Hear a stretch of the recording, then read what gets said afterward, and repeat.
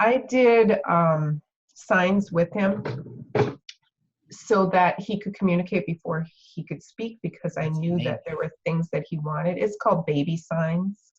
Ah, It's a thing. that's cool. Yeah, so he knew over 100 signs.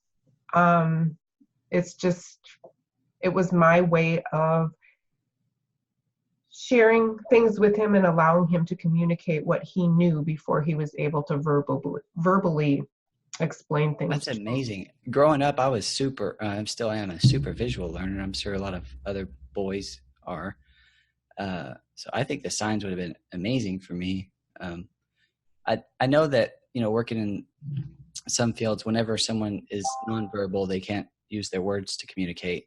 They can be super frustrating. Yes. But even just having a couple of words to use signs with is extremely helpful for those people and the people trying to support them. So I can Right. imagine that's the same with a young child. When do they say to start teaching them baby signs? Or That was a long time ago. that's okay. I'm trying to think. Well, as soon as I could tell, so he was one-ish, and we did a few things, and then as he wanted to know, once he learned signs and he could communicate with me, then he wanted to know more and more. And then there was a crossover where he was signing and learning to speak at the same time. So sometimes he would sign, sometimes he would say the words. That's cool. So, Yeah, yeah. that sounds extremely helpful. It's like instead of going from crawling to full sentences, you have another step in there, signing, which sounds Right. very helpful for both the parent and the child. It is, and it eliminates a lot of frustration on really both ends. When a child is crying and upset because you don't understand what they want, or they have to, get angry or upset because the person can't understand them, and it's such a simple thing that they are requesting. It's very helpful, and it's helpful for me to be able to ask and know that he understands, and like, no, that's not what I want this instead. Then it just makes things a lot smoother. That's cool. What were baby signs for yes and no? Do you remember at least just those two? They're not official signs. So I think yes is this. Yes is holding your hand in a fist and waving it, and no. I'm trying to remember. It's so long ago. I mean, okay. I remember some. This is giraffe. Giraffe is hand like over neck, and yeah, that makes sense. And thank you. Oh, yeah, that's the regular sign in ASL, hand to chin and then out. That's good. You're welcome. So some of them are the same, and some of them were, Yeah. Well, that's pretty cool. I think just simpler. Oh, go ahead. Sorry. I didn't.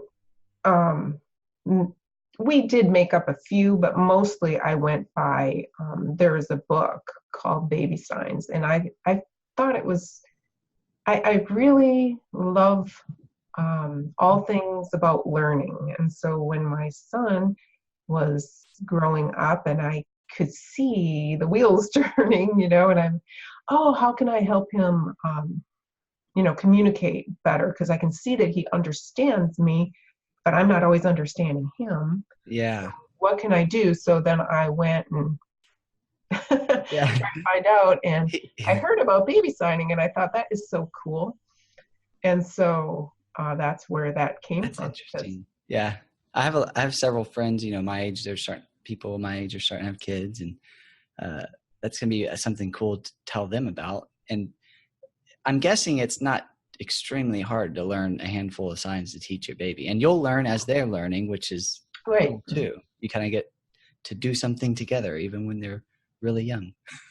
Right. It was fun.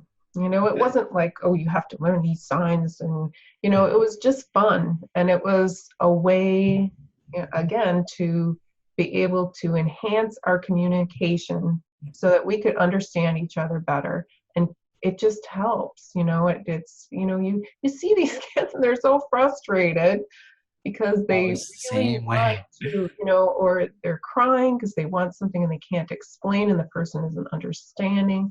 That just doesn't really need to happen, so. I remember, here's an example from my life and who knows how extremely accurate this is, but I remember as a kid, say third grade, I mean, I could talk for sure. Second grade, first grade, I don't know how old I was, 6, 7, 8, maybe his daycare. Anyway, I could talk, but in the mornings I was super grouchy. I didn't want to get up, typical kid stuff. And I hadn't really learned at that point that it was rude to, hold the bowl of cereal at someone to like more.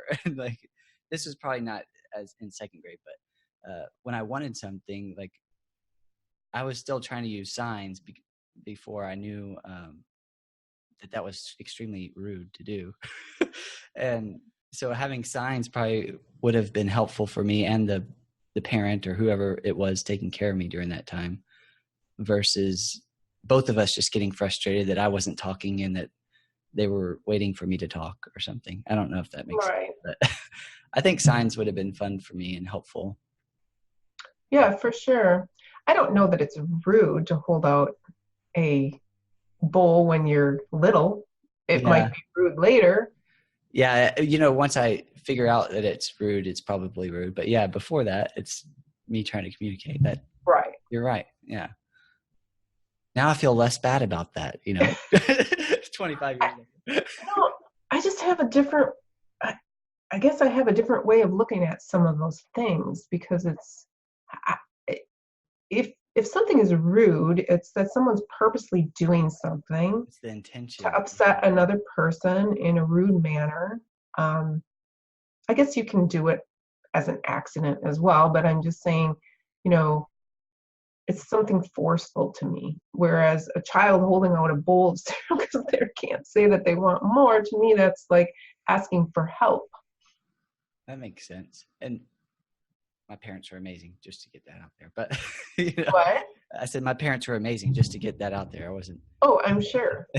I um, didn't mean it oh, that I way. know you didn't. I was just telling the audience. I know you didn't take it like that. Um, I had something. So along with that, I teach tennis and pickleball now and have for the last couple months. And I've noticed teaching some of my students, even whether they're, 7 years old or 67 years old, Mm-hmm. there's some things that people do where I'm like, man, that's really rude, or, uh, why are they acting like this? And then I realize, are they intentionally trying to hurt my feelings, or is it just the way that they act?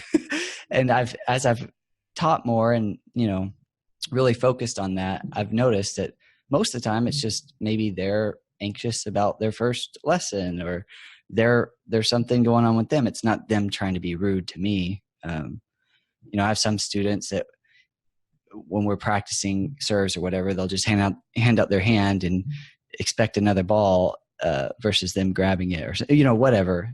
And it's no big deal, but at first it's like, do they think I'm their servant or something? Which I don't mind helping, but then I realized, oh no, they're just practicing their serve. They're not focusing on me. They're focusing on the serve, so they're hyper focused on that. Not, oh, you're the servant. Which, does that make any sense? Sure. And if it bothers you, you can set boundaries, where, they're trying to grab the ball. You get your ball, and, That's true. So I guess you just have to see how important it is to you. But yeah, generally speaking, I think you're right that people focus on themselves, and kids most certainly do. They're not thinking about how is mom going to feel if I hold this bowl out? Let me see. That's very true. So they're thinking about cereal. I want Yeah, more cereal hungry. I'm now. hungry. That's very And true. there is, of course, you want your kids to be polite. I'm not saying you allow rude behavior, but a lot of Right. times it isn't intentionally rude. And that they learn these things as they get older, but when they're little, it's. I think that's a great distinction.